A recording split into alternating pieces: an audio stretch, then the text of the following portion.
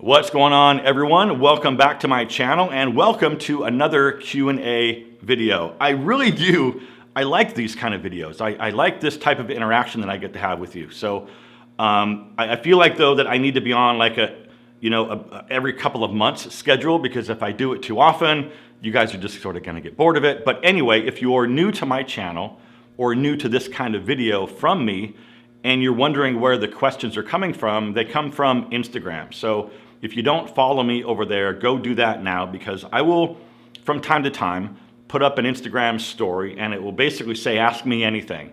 So that way you get to submit questions and I get to make a cool video like this. So I've got everything on my phone. Let's jump in. Okay, first question is, I'm gonna try to run through these quickly because I know, I know myself and I know that I can tend to ramble a little bit. So, first question, have you heard of the brand Iron and Resin? Check them out and give me your thoughts. I did check them out. My thoughts are, first of all, it's workwear. So if you like that aesthetic and you like that workwear vibe, go check them out and buy some stuff. I've never heard of them before, so I had to look them up on Google. I did surf the website a little bit. The stuff looks really cool for that aesthetic. It looks really cool. It's just not really my style. Please talk about dressing in compatible colors for hair gone gray, like myself. Okay, let's do this. If you're a light-skinned gentleman, avoid wearing clothing that closely resembles your skin tone, like light tan, cream, those types of colors. It tends to wash you out a little bit because it just matches your skin tone. What you can do is add some contrast, right? So you can do like a dark gray, charcoal gray, dark blue, forest green, burgundy, those types of colors, because that tends to add some contrast and it just works. If you're a dark-skinned gentleman, you just won the lottery. You can wear whatever color you want, basically. How to use black and brown at the same time. Not sure if possible. 100% possible. I think at this point, instead of me trying to explain or show you and change clothes a bunch of times, the easiest thing to do is use technology to your advantage. Just go to Google Images and type in something like black and brown men's outfit ideas. You're gonna be served hundreds to choose from, and you can draw inspiration from that. So to make things easy and to keep this segment of the video somewhat short, I would just say do that, man, because it is 100% possible. All right, our good friend Phil is asking, should you tuck in a sweater, roll it under, or leave it be if it's a little long? Phil, I would just kind of roll it under. That's typically what I do. I don't tuck it in. I see these young guys with these, men's style videos, and they're tucking in like cable knit sweaters. I don't get that. It's not my thing. It's not my thing. The only sweater that I would tuck in, that I have tucked in videos, is the Weston Boucher, he calls it the slim fit lightweight sweater. It almost wears like a thicker long sleeve t-shirt. I don't know how else to explain that, but that's the one that I will tuck in, even though it's technically called a sweater. My interpretation of a sweater is like, thicker cable knit, shawl collar, cardigan, that traditional sweater. And I'm not tucking that in. I see guys do it and I just wonder what the heck is going on. But yeah, if it is a little bit too long down at the base, I tend to just kind of flip it under. Are you a concert guy? Who would you most like to see? Oh my God, I don't know. I'm a 80s, 90s hair band guy, so that's sort of what I came up with. But all those bands, they just don't sound the same. I mean, it would be cool to go see, some of those, late 80s, arena rock bands. That would be kind of cool. But we've got a lot of concerts that go on out here. We've got the Temecula Balloon and Wine Festival. Lots of bands come out there, mostly country bands, country artists. Big name. God, I'm blanking on who was out here last year. Pretty big names were out here. South Coast Winery and Resort, they do a summer concert series, so they get pretty good names out here. I think they had Jewel was here, Chris Daughtry, Gin Blossoms. I saw Los Lobos a couple years ago. Yeah, I just do the local concert thing, and I do enjoy it, but I can't even really think of who I would like to go see other than that rock music that I sort of came up on when I was growing up. How do you keep so trim? Thank you. It's a process. First of all, genetics, right? I've never been like a really big guy. No one in my family is like really big. So it's like, I think I'm supposed to be a trim dude anyway. I have let myself go though, and I have been significantly overweight. I think for me, man, it's just, in the last probably year and a half, and I've sort of gone through phases where, what was it, 15 years ago, I lost 40 pounds and I was in the gym and I was eating clean and I was doing lots of cardio, and that's kind of what happened there. But more recently, it was a little over a year ago, I hired a personal trainer, and I've been in the gym for a little bit over a year, and I throw some weight around here at the house. But it's eating better, man. I really right now focus on protein, and what I eat, I try to eat from whole food. For example, I try to get most of my carbs from whole food, like frozen berries, bananas, mango, that kind of a thing. I just stopped eating crap. I don't eat fast food. Dude, I haven't been to McDonald's in, I can't even tell you how long. What else? Protein. I eat steak, I eat chicken, I eat pork, I eat eggs, egg whites. So for example, when I get home from the gym, I'll have like a protein smoothie, or if I'm really hungry at like 1 o'clock around lunch, I will do like 5 eggs with ham or with steak in it, with some cheese on it. But I'll do like 2 whole eggs, and then I've got a carton of the egg white, and I'll, I guess, estimate about 3 more eggs with that stuff. So I'm just focusing on eating better. I stopped eating pasta a while ago. I would wake up, I would go have pasta for dinner. There's a Italian place really close to where I live. Great little place. I don't go there anymore because I don't want to eat pasta. I would go have dinner there and have a big thing of pasta. I would wake up in the morning feeling bloated, like I just ate, and why 8 hours later do I still feel like I'm super full and bloated? So I just kind of narrowed it down that it's pasta, so I quit eating pasta. I just quit eating crap, man. That's pretty much that, and going to the gym. I really don't do cardio. I should. I've got a freaking treadmill right here, and I never use the thing. But it's just, for me, eating cleaner and throwing weight around. Do you have a go-to weekend getaway? Maybe a favorite place to vacation or relax? No, I don't do that. I don't take weekends and go vacation and relax. That's something that I probably need to start doing. And I've actually thought a lot about that. It's funny you asked this question, because I've been thinking a lot about like what I do with my time. And I could do more things for myself to treat myself better, like, for example, taking a weekend off and just bolting and getting out of town by myself. I would say, though, what I have done in the past is go to Palm Springs. It's like an hour and 15 minutes away by car. So it's super close. And there's a lot to do there. Like, it's super eclectic, depending on what part of town you're in. It's kind of a little cool spot for a weekend. I think it's kind of nice. Paso Robles. I want to get up to Paso. And I was just thinking about that last night. I was out at the birthday party with a bunch of friends, and somebody brought up Paso. And I'm like, I got to get my ass up to Paso again. So yeah, it's not something I do on the regular, but just local California. Here's the cool thing about the Temecula area where I live. A lot of things are within 90 minutes. I can be at the coast, the beach. I can be in Palm Springs. I can be in San Diego. I can go to LA. I can go to Big Bear and play in the snow. I can do all of these little things within an hour to 90-minute drive away from where I live. So that's really cool.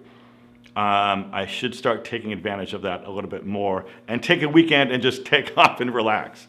Can you define again your long-term goals? Yeah, I'll make this sort of quick. First and foremost, the wine business. Getting that thing finally freaking launched and off the ground. That's been a whole, I'm laughing because it's crazy. That's been a lot. That's been a lot. Finally getting that thing off the ground, and we're still not there yet. Roadblocks, hiccups. We're good though. Everything's good. It's happening. It's going to happen. So that's number one. Get that thing going, launch that sucker, and see where it can go. Getting myself debt free, paying some debt off, Buying a house, that's another long-term goal. I want to buy a house. I made a video talking about that. I want to buy a house. Like, this is my year, hopefully my year anyway, to sort of chill out, live a little bit more simply, cut some expenses, try to stack some money away. So hopefully I'm in a position to buy something by next year, 2026. We'll see. That's a goal that's out there. Yeah, finding a solid lady friend, that'd be kind of nice. But yeah, I mean, really the long-term goals are just to clean up the finances and buy a house and launch this damn wine brand. All right, Eric is asking, what clothing stores are you shopping at recently? I'm not. I haven't been shopping for clothes in a while. What I have bought, I bought online.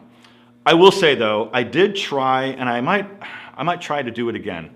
I tried to make a Nordstrom Rack video, like outfit ideas under $100, that kind of a thing. And it failed. So I need to go back and try some more stuff. Nordstrom Rack is a solid option. You've just got to kind of look around and be careful and find things that like fit and work and all of that stuff.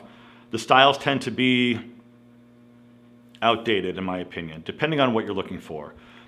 Although Nordstrom, the good Nordstrom stores, always solid. You can always find something at Nordstrom. Express, if the one near you hasn't gone out of business yet, that's a pretty solid option for jeans and chinos and polo shirts, some dress shirts, things like that. Not too bad there. Bonobos, solid. Banana Republic, solid. Online stores that I have been shopping at are Revtown for jeans, Weston Boucher for sweaters and polos. I just made a video about Weston stuff. Collars & Co. for sweaters and layering polos. But yeah, I haven't been shopping for a little while, so it's just what the stores I mentioned are where I'm going to go if I do go. All right, great, amazing question. Is there a time, is there a time where you just feel like reinventing yourself? Right now. Every now and then, dude, I think we all sort of go through this. Like, there's always, I don't know. I'll make this one quick. There just always seems to be these life moments, right? At least for me anyway, where some shit happens or something changes in my life, and I look around at myself and go, what are you doing? Like, come on, let's do this. Focus on this. So, yeah, right now is one of the is one of those times. But yeah, it's always. Yeah, there's always, all the time. Let me know, what are your thoughts on reinventing yourself? Like, how often do you think about doing that? And do you do it? Like, do you actually take the steps to reinvent yourself? I mean, yeah, I'm kind of going through that stuff right now. Come on, Rose, AC/DC or Metallica? Metallica. What is your opinion on open relationships? Would you ever explore that? No, not for me, man. Not for me. Nope, not at all. Way too dangerous. I'm not qualified to tell people what they can and can't do and who they can and can't be with. It's not up to me to say stuff like that or to dictate. Is that lifestyle for me? No, it's not. This gentleman also asked another question. Would you ever do OnlyFans? No. I love this one. Not a question, just thanks. You're welcome. And for the record, I thought the Corvette you had was super cool. Thank you. That's a really cool car. I know people tend to shit on the Corvette, for good reason, just based on previous, like, who the Corvette owners and drivers were up until now. This one, though, like, there's the demographic on the new Corvette is like, it's young people. Young people are driving and buying this Corvette. Anyway, I'm glad I had it. I'm glad I got to experience that car. I can probably do something down the road at some point, but right now it just doesn't make a whole lot of financial sense. But it's a really cool car. Favorite cologne for yourself? Favorite perfume for a woman? I'm all over the place depending on like what I recently got. I will say right now, Tom Ford Black Orchid, it's always going to be up there. Some new ones, Leighton Parfums de Marly, African Leather by Memo Paris, and Basso by Sospiro. Those are some new ones I'm playing around with. They're phenomenal. For women, What's the Baccarat Rouge 54? Whatever the number is, Baccarat Rouge. I think there's a number. That's part of the name. That's super solid. Flower Bomb, Victor and Rolf, Flower Bomb Extreme. I think that's what that one's called. That's a really good one. What another one? Black Orchid by Tom Ford. Solid for ladies. Sophisticated, sexy, evening. Love that one. There's, for sexy time, it's a Victoria's Secret one. All the Victoria's Secret ones are just like these sweet bubblegummy sort of flirty fragrances, and for for sexy time, those are kind of nice. All right, this guy sent in a few different questions. We'll sort of rapid fire some of these. Has a celebrity ever slid in your DMs? No, still waiting. Oh boy, what was the wildest request you ever got in your DMs, and did you do it? A couple of years ago, this dude sent me a DM, and he wanted a picture of my face with my eyes crossed, and he wanted me to send it to him. And no, I did not. That's bonkers. I think I blocked the guy. Something else that really is up there in weirdness is this. We're going back a few years again. This older lady, she took a bunch of pictures from my Instagram and then pictures of herself, and she made this like video musical slideshow with her and then me and then her and then me. It was almost like we were like a couple, and we were together in this whole video slideshow, and she sent it to me. It was so bonkers. Do you do anything to enhance your hair color? Yes and no, mostly no. The only thing that I do is, and I've talked about this, is use purple shampoo twice a week. That's it. 5 or 6 years ago, I did some gray blending. I made a video about that. We're going back years. But purple shampoo, the purple cancels out that yellow brassy tint and that weird yellow tone that a lot of guys get with gray hair and white hair. But dude, just shampoo it in, let it sit there, do the rest of whatever you've got to do in the shower. So it's gonna sit there for a couple of minutes, rinse it out, and you're good to go. It doesn't turn your hair purple. It makes it more silver over time. So that's all I do. If you don't use purple shampoo, I will link to the stuff I use down below. I get it from Walmart. Amazon used to have it, but they stopped selling it. You can get purple shampoo at really any, like go to like Ulta or something like that, and you can probably find a whole rack full of purple shampoo. But I like this stuff, and I just order it from Walmart every month or two whenever I run out, and that's it. I'll link to it down below. Thank you to everyone who sent in questions. I couldn't get to every single one. Again, I appreciate it. I really, really do. I love doing these kinds of videos. It's kind of like I said before, it's a really cool way to interact with you personally. So thanks again. Be on the lookout for the next one. Follow the Instagram. And thanks for watching, you guys. Take care.